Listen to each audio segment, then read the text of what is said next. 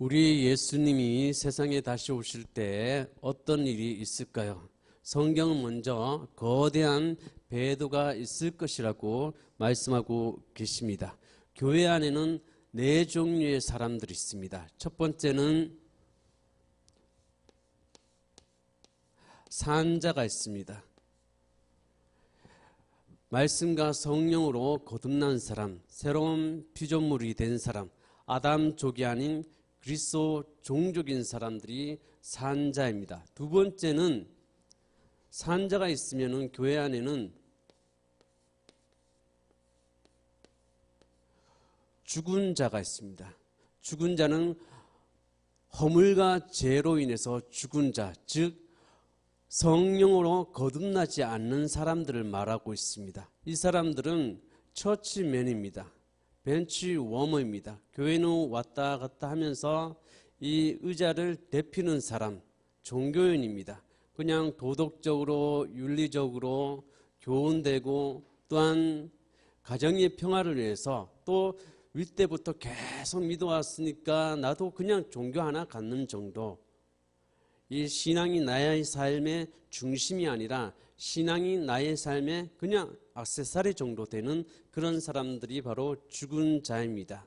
이 죽은 자를 목회자 입장에서 그리고 그리스도인의 입장에서 어떻게 다루어야 할까요? 죽었으니까 그냥 관심을 안 둘까요? 아니죠. 성경은 분명하게 말하고 있습니다. 죽은 자를 살리는 일을 하라는 거예요. 죽은 자를 살릴 수 있는 일이 무엇입니까? 죽은 자가 스스로 일어나나요? 아니죠. 죽은 자는 반드시 누군가에 의해서 생명을 집어넣어줘야 그 사람이 살 수가 있어요. 왜냐하면 허물과 죄로 인해서 죽었기 때문에 그렇습니다. 그래서 에베소서 2장에는 성령으로 허물과 죄로 죽었던 자를 일으켜 세웠다고 하고 있습니다. 즉 성령이 아니면은 하나님의 영의 역사가 아니면 어느 누구도 거듭날 수도 없고 새로운 피조물이 될 수도 없고 하나님의 자녀가 될 수 없기 때문에 이 성령이 무엇을 통해서 역사하느냐요?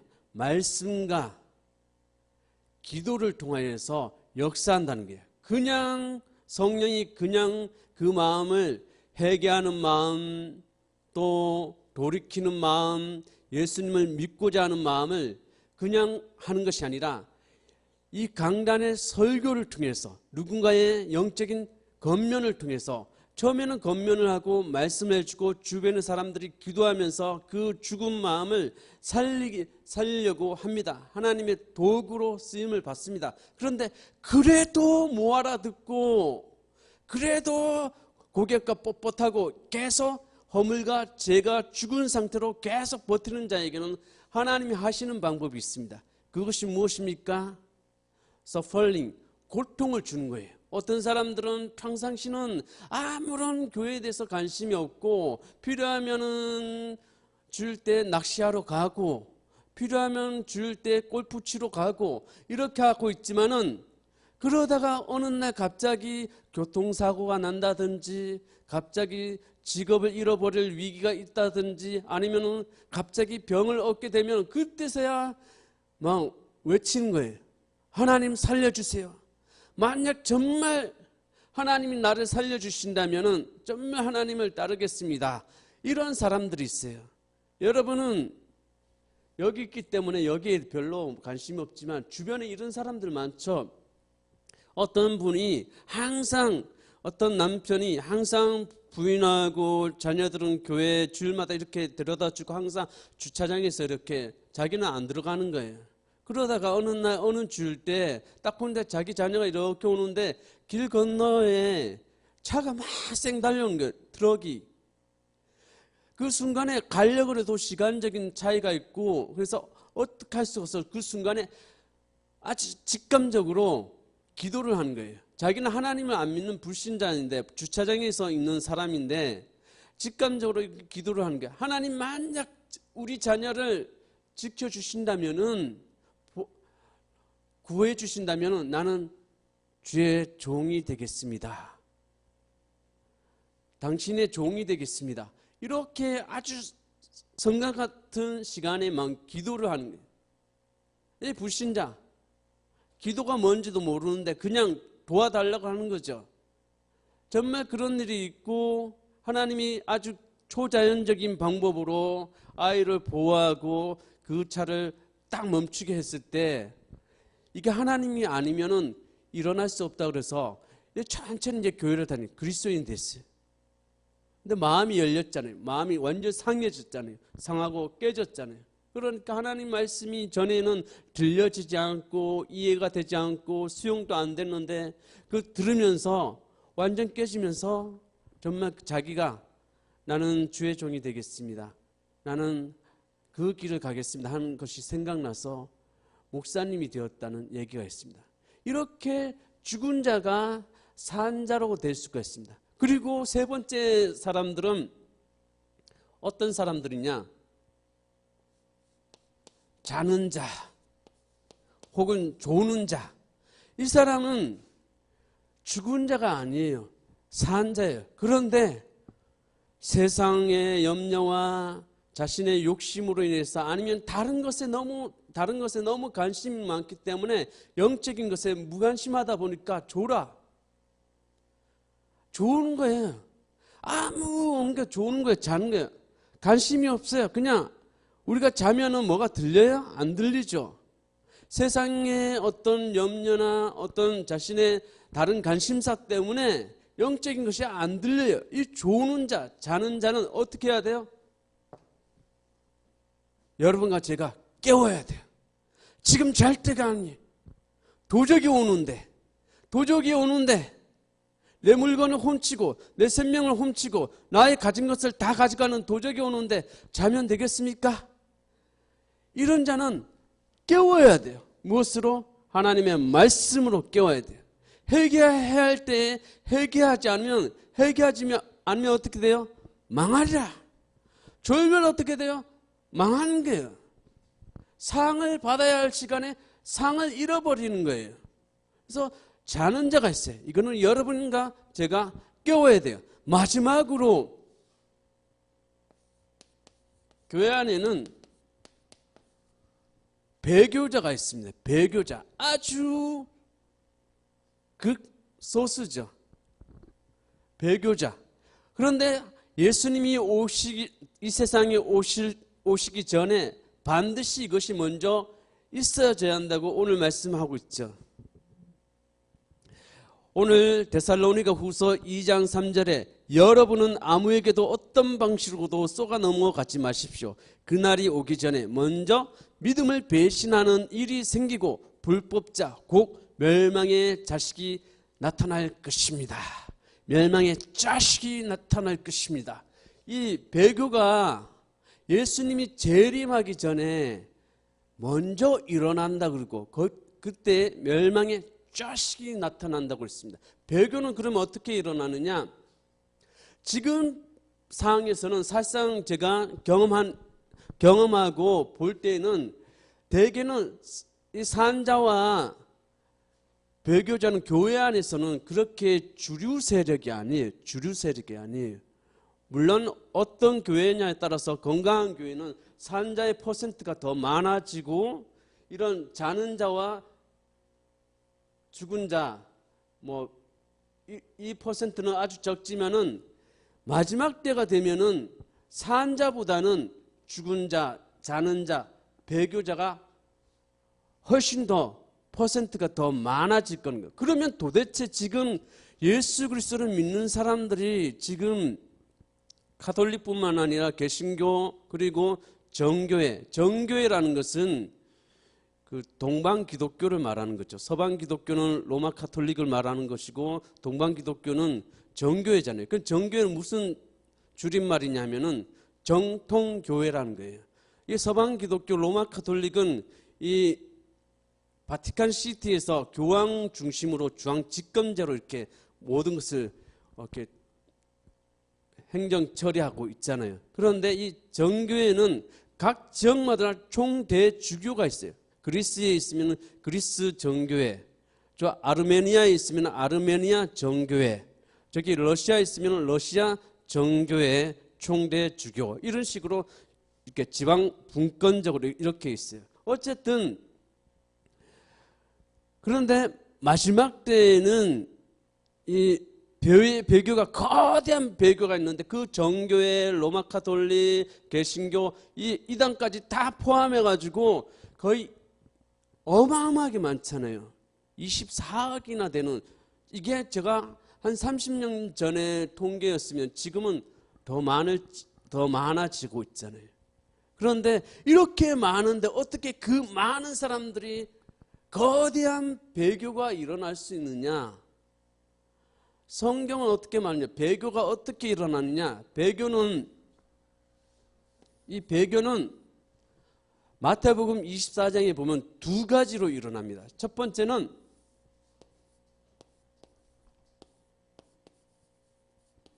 미혹. 마태복음 24장 한번 다 펼쳐보기 바랍니다.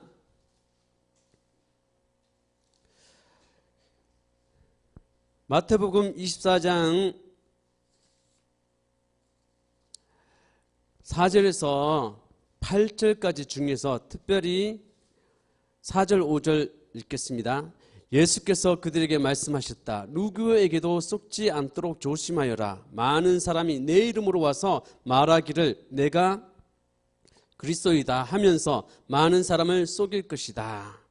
그래서 6절, 7절, 8절 읽으면은 여러 가지 전쟁의 소문, 여러 가지 재난의 소문, 뭐 이런 기근과 지진 얘기가 계속 나옵니다. 이것이 세상의 끝이 아니라 이 모든 일이 진통의 시작이라고 했어요. 세상 끝이 아니에요. 기근, 지진, 이런 전염병, 이것은 세상의 끝이 아니라 진통의 시작이에요. 진통의 시작. 이것이 더 빈번해지고 더 크기가 더 세질 때가 마지막에 해산의 때가 오는 거예요. 그 해산의 때까지 가야만이 되는 거예요. 그때 가장 중요한 것은 미혹받지 마라, 속지 마라 고 말해주고 있어요. 속지 마라, 속지 마라. 배교가 일어나면 먼저 미혹이 일어나요. 첫 번째가 미혹이에요. 미혹. 그래서 오늘 성경 데살로니가 후서 2장에 보면은 이런 일이 일어날 때 막 사람들이 불안하고 할 때 속지 말라는 거예요. 속지 말라는 거예요. 그래서 쉽게 사람들이 극단적인 일을 선택하는데 그런 일을 하지 말라는 거예요. 이때일수록 더 시한부 종말론자들이 더 많이 나올 수가 있어요, 여러분. 그래서 때와 시는 우리가 알 수는 없지만 그 시즌은 우리가 알 수 있어요. 그런데 그것도 그냥 우리가 아는 게 아니라 성경대로, 성경의 순서대로 돼야 돼요. 먼저가 뭐예요? 배도하는 일이 일어나야 돼요. 근데 그 배도는 첫 번째로 뭐가 일어나냐면 미혹하는, 속이는 일, 속이는 일인데 그때 사람들이 평안하다, 평안하다, 그때 갑자기 멸망이 이른다 그랬어요. 평안하다, 평안하다 할 때, 여러분 평안하다, 평안할 때 멸망이 딱 오고 예수님이 나중에 오게 돼 있습니다. 그러면은 이 평안하다라는 이 헬라어는 에레네예요. 에레네. 근데 에레네는 통상적으로 우리가 번역할 때 평안하다, 평안하다, 평화 이런 의미도 있지만 그 내용 중에 보면은 다시 결합하다라는 말이 있습니다. 다시 결합하다. 여기서 뭔가 우리가 감이 오지 않아요? 이 다시 결합하다는 것은 지금 다음 달 6월 23일 되면은 로마 카톨릭이 주축으로 돼서 이 교황이 전 세계의 종교 지도자를 회합시킵니다. 네덜란드에서. 이 종교 정상회담을 하는데 이런 적이 없어요. 이런 적이 없고 이 역사적으로 처음 있는 일이에요. 그래서 그들이 모여서 평화회의를 하게 됩니다. 그리고 유엔 산하에서 지금 또 계속 하고 있는 일들이 뭐냐면은 종교 통합 운동을 하고 있습니다. 이 기독교는 1000년 동안 하나의 기독교였어요. 기독교였어요. 그리고 1000년 지나고 난 다음에 동방 기독교, 서방 기독교가 이렇게 나눠졌죠. 그리고 그 이후로 한 500년이 지나고 난 다음에 이 서방 기독교는 이 로마 카톨릭교화하고 개신교가 이렇게 나눠졌죠. 분열의 역사이죠. 그래서 이 종교를 보면은 종교는 분열의 근원이고 그리고 종교 전쟁의 근원이고 싸움의 근원이고 협오의 근원이다. 그래서 이 종교가 원래 이런 역기능적인 역할을 하지 말고 정말 이웃을 섬기고 종교가 서로 평화의 메시지를 해야지 왜 자꾸 폭력과 결합해서 생각이 다르다고 종교가 다르다고 핍박하고 강제 개종을 시키고 이런 일을 하냐. 안 된다. 서로의 다른 것을 인정하면서 하나의 가치로 서로 종교는 다르지만 서로 다른 형제일 뿐이다 하고 종교 통합 운동이 일어나요. 다시 결합하는 날. 공식적으로 이제 결합할게요. 로마 카톨릭은 처음에는 트렌트 종교회의 때는 이 반 개신교 운동을 해가지고 다 색출하고 예수회를 통해 가지고 사람들 이 개신교를 막 핍박하고 죽이고 이랬지만은 지금은 전혀 반대로 됐어요. 개신교를 자신의 형제로 받아들이게 종교 통합 운동이 일어나요. 그게 미혹이에요. 미혹. 음녀라는 거예요. 음녀. 경제, 사회, 정치 이 모든 사람들을 이 음녀의 홀림에 빠지게 되는 거예요. 속지 말라는 거예요. 분열은 나쁜 거예요. 그러나 거짓으로부터 분리는 선한 거예요.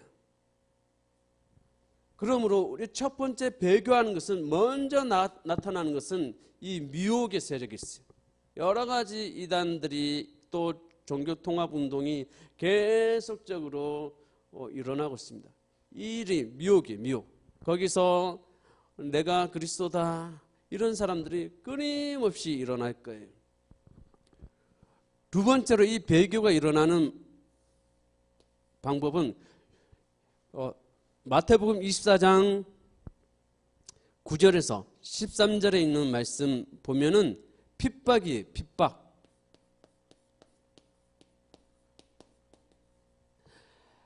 그 사람을 배교하게 하려면 처음에는 속여야죠.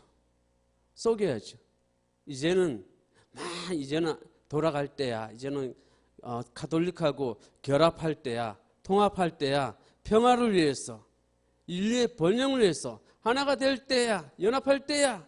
이런 WCC 운동처럼 그렇게 막 하죠. 그러나 그래도 이게 안 먹히면 어떻게 해요? 핍박을 해도 강제적으로. 그래서 마태복음 24장 9절에서 13절 그때 사람들이 너희를 환난에 넘겨줄 것이며 너희를 죽일 것이다. 환난에 넘겨주고 우리를 죽인대요. 또 너희는 내 이름 때문에 모든 민족에게 미움을 받을 것이다. 또 많은 사람들이 걸려서 넘어질 것이요 서로 넘겨주고 서로 미워할 것이다. 또 거짓 예언자들이 많이 일어나서 많은 사람들을 홀릴 것이다. 그리고 불법이 성하여 많은 사람의 사랑이 식어질 것이다. 그러나 끝까지 견디는 사람은 구원을 얻을 것이다. 죽인 정도로 핍박하는 일이 핍박하는데 그냥 보통 핍박이 아니라 사람을 죽일 정도로 핍박이에요. 그런데 우리가 역사를 보면은 쭉 이렇게 보면은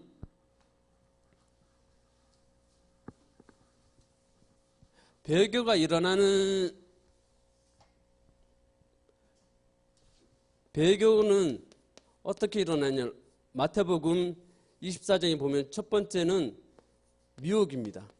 그리고 배교는 적극적으로 이제 핍박하면 일어나는데 순교자들이 일어나는데 우리가 보면은 역사가 되면은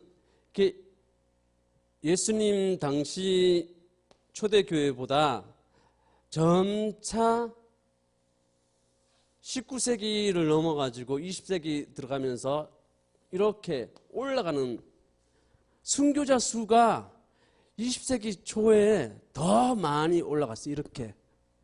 그리고 신기하게도 지진도 이때 뭐 과학적인 뭐 그런 것들이 더 많아져서 그런지 몰라도 이상하게도 역사의 기록이나 모든 데이터들이 20세기를 넘어가지고 다 이렇게 올라가고 있어요. 이게 급하게 그만큼 핍박이 순교자가 많은데 구체적으로 어떻게 나오냐예요. 구체적으로 이 핍박은 적그리스도를 통해서 나올 것인데 마태복음 24장 15절 16절 이어서 보겠습니다. 그러므로 너희는 예언자 다니엘이 말한 바 항폐하게 하는 가증스러운 물건이 거룩한 것에 서 있는 것을 보거든 읽는 사람은 깨달아라. 그때 유대에 있는 사람들은 산으로 도망하여라.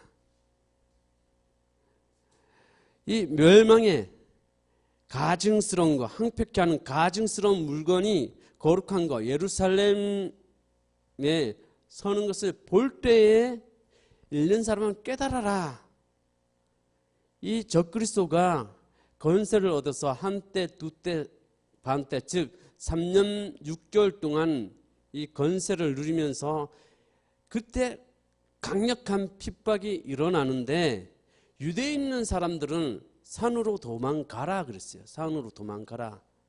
그래서 정말 초대교회 사람들은 막 실제적으로 핍박이 올 때 모든 것이 막 성경에 나오는 것처럼 느껴졌을 때 사람들이 어디 도망갔냐면은 로마가 자신의 민족을 침투하고 또 예루살렘 성전에 막 돼지 피 뿌리고 그리고 파괴하고 이랬을 때 이 처음에 유대인 그리스도인들은 어디로 도망갔냐면 페트라 같은 아주 성곽 같은 산으로 도망갔어요. 그러니까 예수님을 믿지 않는 유대인들은 생각할 때 이 겁쟁이처럼 우리 민족이 핍박받고 우리 민족이 나라를 뺏기고 이럴 때에 그리고 예루살렘 성전이 무너지고 또 신성모독이 일어날 때 저 유대인 그리스도인들은 산으로 도망갔네 이렇게 생각하네요. 그래서 그때부터 유대인들은 이 예수 믿는 사람들을 굉장히 안 좋게 생각하는 거예요. 나라도 없는 녀석들. 신성 모독 당하는데 싸우지도 않고 산으로 도망가는 녀석들. 그 상종 안 해. 그래가지고 예수라는 뜻이 무슨 뜻입니까? 정확하게는 원래는 우리는 예수는 구원자 이런 뜻이잖아요. 그죠? 지저스는 구원자 이런 뜻이잖아요. 딜리버 구원하는 사람 이런 뜻이잖아요. 그런데 정확하게 예수님의 이름은 예슈아예요. 예슈아가 말 그대로 구원자, 딜리버 이렇게 구원한 자인데 이것을 딱 줄여가지고 예수 그러면은 이게 히브리어로 무슨 뜻이냐면은 끊어진 자예요. 끊어진 자. 그래서 유대인들이 저주할 때 쓰는 말이 예수예요. 재수 없어 이렇게 할 때 외국 사람들이 재수 없어 그러면 지자스 이러잖아요. 그게 원래 욕이에요. 욕. 끊어진 자. 그런데 우리가 이사야서 보면은 그 기름 부은 하나님의 종이 끊어진 자처럼 이스라엘 백성에서 끊어진 자처럼 된다는 거죠. 우리 한국에서는 그냥 예수가 구원자라고 하지만은 끊어진 자 이렇게 얘기 안 하잖아요. 그런데 히브리어 원문 그대로 쓰면은 그 유대인들은 개인적으로는 이사야서 53장을 읽어도 이 해당에서는 절대 이사야 53장을 읽지 않아요. 왜냐하면 자꾸 예수님이 생각나요. 그래서 그 끊어진 자가 뭐예요? 그 말 그대로 끊어진 자가 바로 예수라는 뜻이잖아요. 그러니까 그 하나님의 종이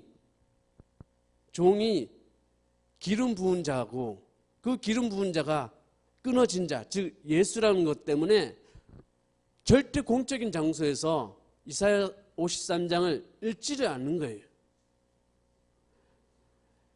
그런데 어쨌든 이 적그리스도가 나타나가지고 나타날 때 그 항폐케 하는 거, 이 멸망이 가증한 것이 거룩한 것에 설 때에는 읽는 자들은 깨닫고 그때 유대인에 있는 사람은 산으로 가라 했을 때 초대 사람들 갔어요. 그런 다음에 막 미워하니까 이제 전략을 바꾸는 거죠. 이제 보니까 예수님 오지 않았어요. 그래서 어떻게 했어요? 다음에는 싸우러 간 거예요. 싸우러 갔는데 이제 유대인들하고 같이 유대인 그리스도인들이 같이 이제 연합해가지고 로마 세력하고 싸우러 갔는데 마카비 전쟁을 하면서 막 싸우러 갔는데 다 이겼어요. 드디어 이겼어요. 이기는데 이상하게 그 무리에 주는 예수가 아니고 그 다른 지도자라고 막 얘기하는 거예요. 메시아는 다른 사람이라고 자꾸 그 같이 연합한 세력 이상한 얘기를 나온 거예요. 그러니까 이 초대 유대인 그리스도인들이 생각할 때 주는 예수 그리스도밖에 없는데, 예수님밖에 없는데 다른 사람을 말하자니 나는 안 돼. 분열할 거야. 분리할 거야. 일어나오니까 또 유대인들이 봐. 얘들 심심하면 자기는 완전히 분파주의자이고 분열주의자. 심심하면 떠나. 힘을 합쳐도 로마 세력이 이길까 말까 하는데 분열하는 자야. 그러니까 지금도 끊임없이 절대 그 그리스도인들 믿을 수 없다. 어떻게 하면 분열하고 싸우고 협오하고 믿을 수 없다. 이래가지고 지금까지 그 잔재가 있는 거예요. 그런데 로마서에 보면은 유대인들이 예수님을 그리스도를 환영할 때 마지막 때가 온다 그랬어요. 근데 어쨌든 적그리스도가 먼저 와야 돼요. 멸망에 가증한 것이 와야 돼요. 가증한 것이 이스라엘 예루살렘에 설 때 지금 제3성전에 제3성전이 지어질 예루살렘 성전연구소 준비하고 있죠. 준비하고 있고, 그리고 그렇게 거의 2000년 가까이에 10마리가 있을까 말까 하는 게 있는데, 원래는 수송아지, 붉은 수송아지를 이렇게 제물로 해가지고 올려 바쳐야 돼요. 그래서 지금도 예루살렘 성전에는 이것이 부정하기 때문에 어느 누구도 가서 제물을 드릴 수가 없어요. 왜냐하면은 이거를 붉은 수송아지를 들여서 죄를 깨끗하게, 부정한 것을 깨끗하게 한 다음에 어느 누구도 이제 들어갈 수 있는데 붉은 수송아지가 있어야 되잖아요. 그런데 예루살렘 성전연구소에서 이것을 해가지고 그 10마리도 안 되는 이것이 드디어 나온 거예요. 붉은 수송아지가 지금 준비가 다 된 거예요. 그래서 이 예루살렘 제3성전이 세워지면서 적그리스도가 거기서 나타나게 되는데, 저는 여기서 보면서 조지 오웰의 빅 브라더가 생각났어요. 빅 브라더는 조지 오웰의 1984라는 그 디스토마 소설이 있어요. 유토피아. 우리가 여러분 유토피아는 이상적인 거잖아요. 근데 그 반대는 뭡니까? 디스토피아. 좀 이 세계가 아주 암울한 세계인데, 원래는 이 조지 오웰이 1948년대 이 1984라는 소설을 탈고했어요. 그리고 1948년대 소설 제목을 1948로 하려는데 너무 직접적이다 보니까 미래로 옮긴 거예요. 그래서 1984라는 이 소설을 썼는데 거기 나오는 얘기가 생각납니다. 이 소설에 보면은 이 전쟁이 1950년 이후에 핵전쟁이 일어나가지고 세계가 초국가가 세 군데가 생기는 거예요. 동아시아, 그리고 유라시아, 그리고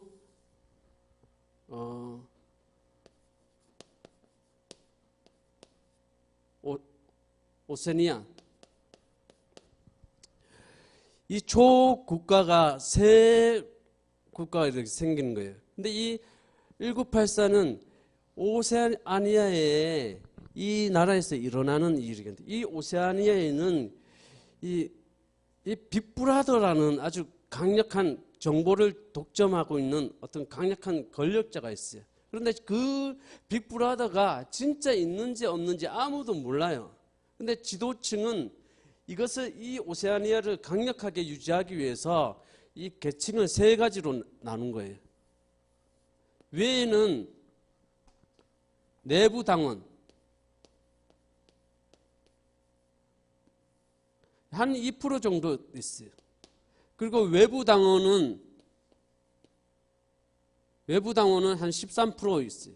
그리고 나머지는 프롤이라는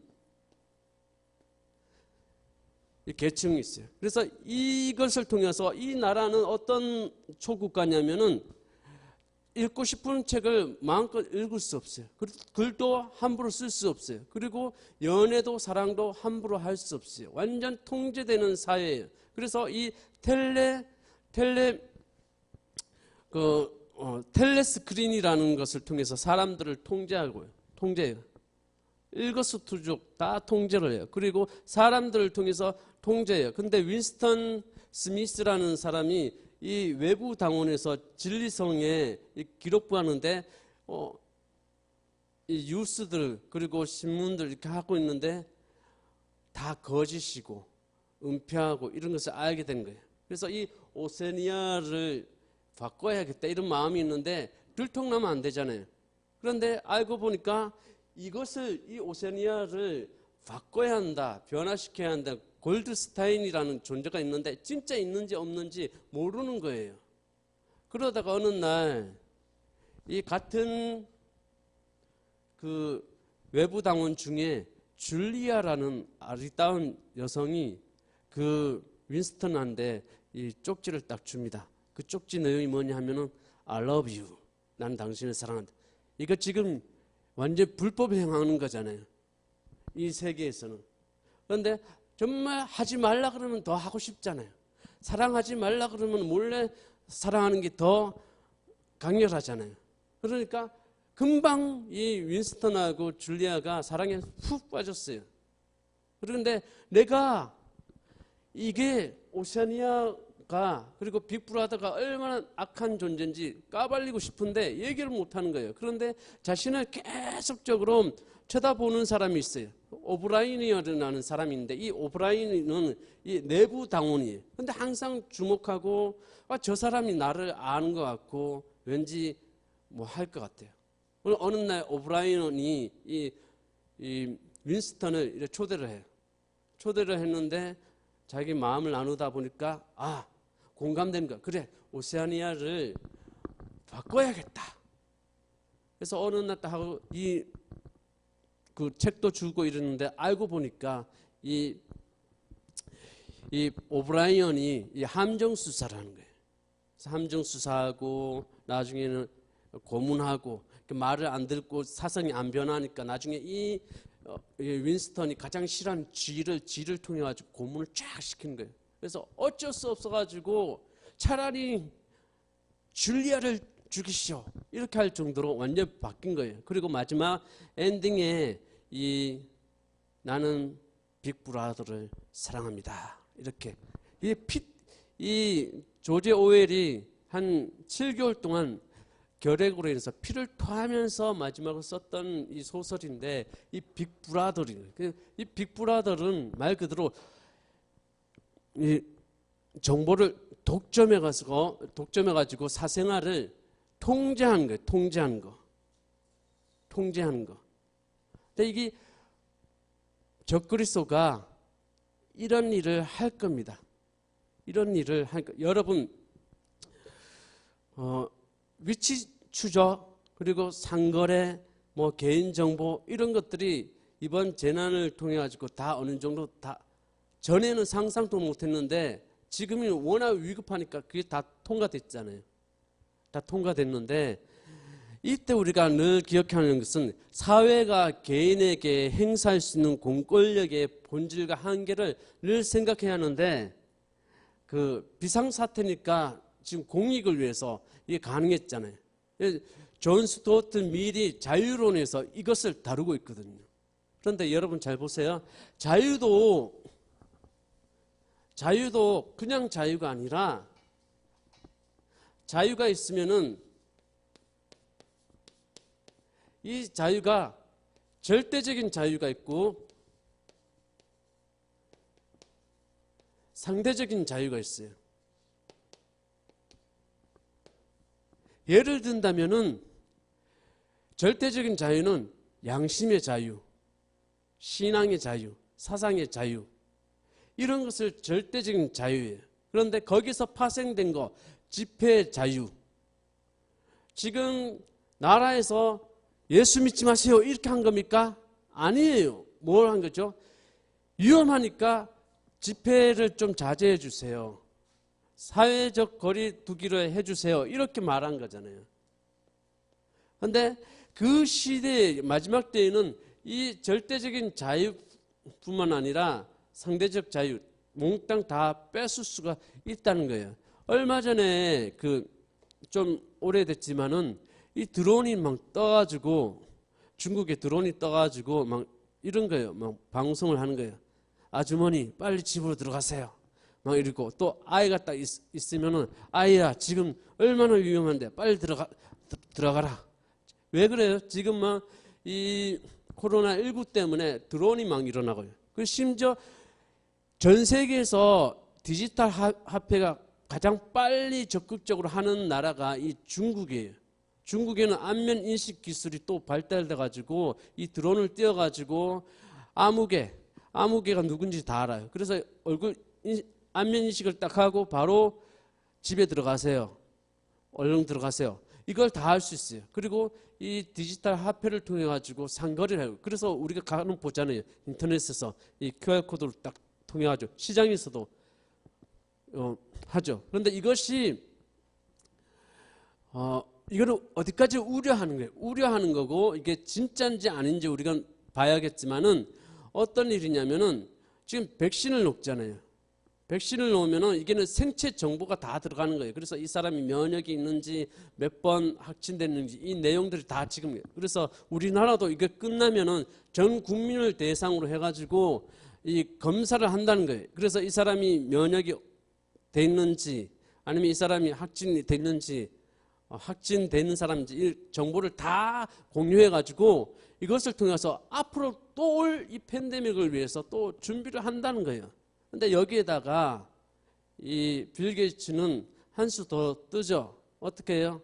상거래 할 수 있는. 이왕이면 상거래하면 좋지 않겠냐. 백신에다가 넣을 수도 있어요. 근데 그것이 요한계시록 13장이 말하는 그건지 몰라요.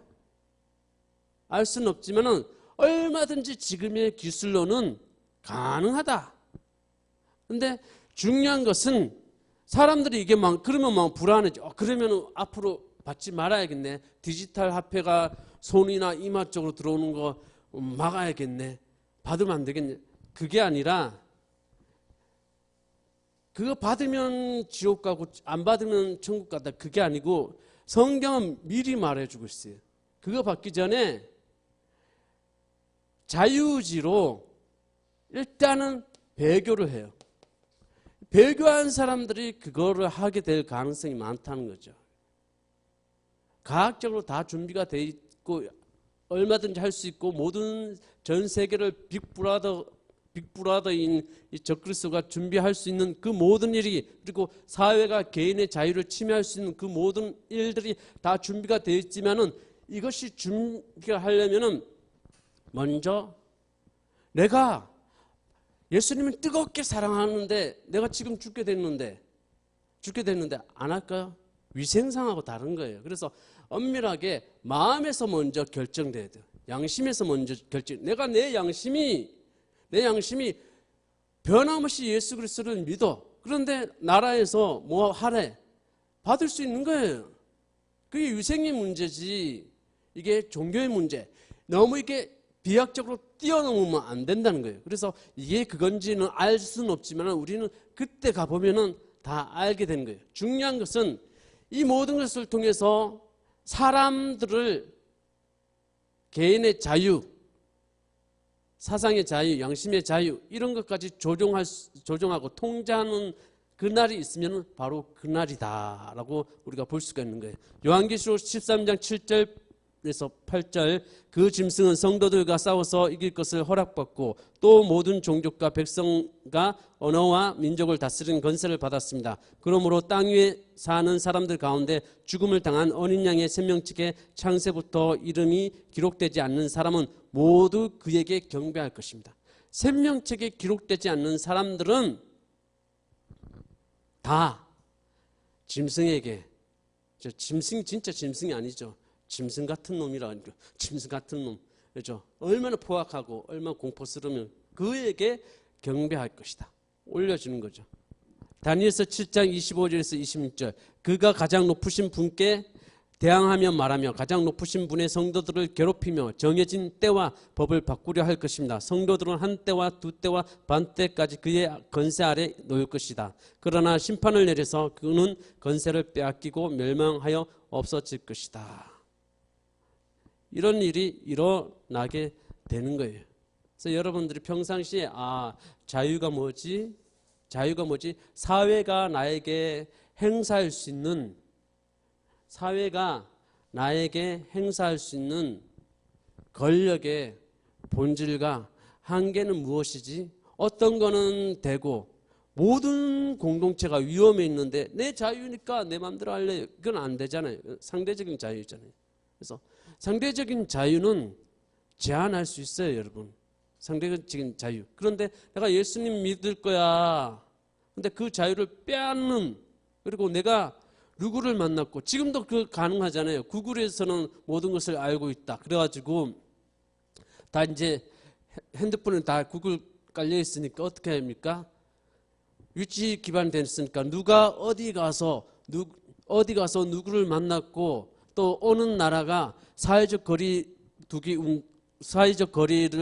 두는 것을 누가 더 잘하는 것은 구글은 다 알고 있다. 이런 내용들이 다 나오잖아요. 뉴스에 다 나오잖아요. 그런데 여기에다가 위치 추적에다가 사고 파는 거 집어넣고 개인적인 사적인 정보, 내가 그냥 엄마 몰래 그냥 만화방에서 보고 있는데 이 빅브라더인 엄마가 그거 다 알고 있대. 그러면 얼마나 자유가 뺏기겠어요. 내가 누구를 만나서 몇 시간 동안 있고 거기서 돈을 얼마나 썼고, 예를 들어 가지고 우리 인터넷에다가 뭘 썼는데 그 모든 것이 다 누가 썼고 누가 댓글 달았고 이런 것을 다 알게 되면은, 물론 악플 쓰는 나쁜 사람도 있어서 그렇지만은 내가 표현하고 싶은 자유, 나쁘다는 것은 나쁘다고 말하고 싶은데 마음에 안 든다고 말하고 싶은데 그 자유마저 뺏기는 거잖아요.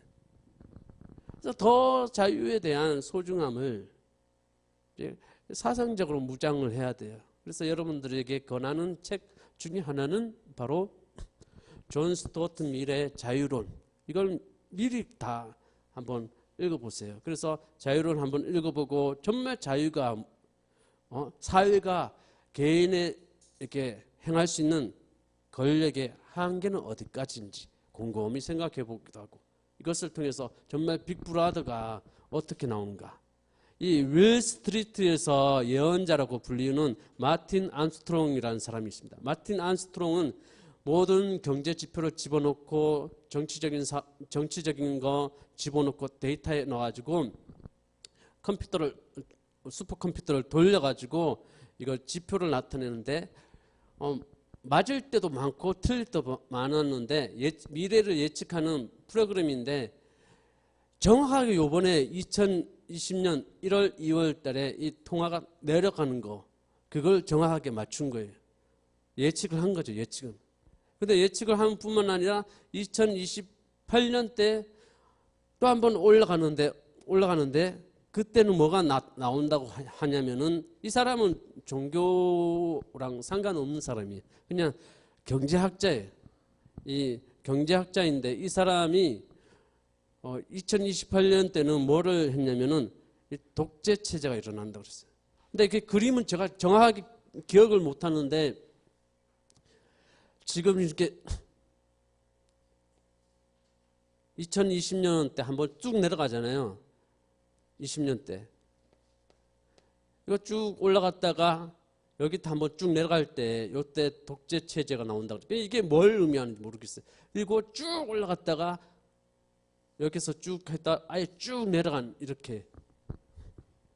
근데 이게 길지를 않더라고요. 보니까 그냥 세상 사람들도 볼 때에도 이런 재난이 일어나고 이럴 때 거대 정부 그리고 강력한 리더십, 글로벌 리더, 그래서 성경에서 말하는 세계 정부 그리고 종교 통합 이런 일들이 다 일어나요. 그래서 배교가 어떻게 일어난다? 미혹이 일어나고 그리고 핍박을 통해서 적그리스도를 통해서 3년 6개월 동안 적극적으로 핍박을 하게 됩니다. 근데 이 모든 것이 다 준비가 이렇게 되어져야만 되는 겁니다. 그러면 우리가 어떻게 하느냐? 마가복음 13장 37절 내가 너에게 하는 말은 모든 사람에게 하는 말이다. 깨어있어라. 믿는 사람들만 깨어있는 게 아니고 모든 사람들도 깨어있어야 돼. 왜?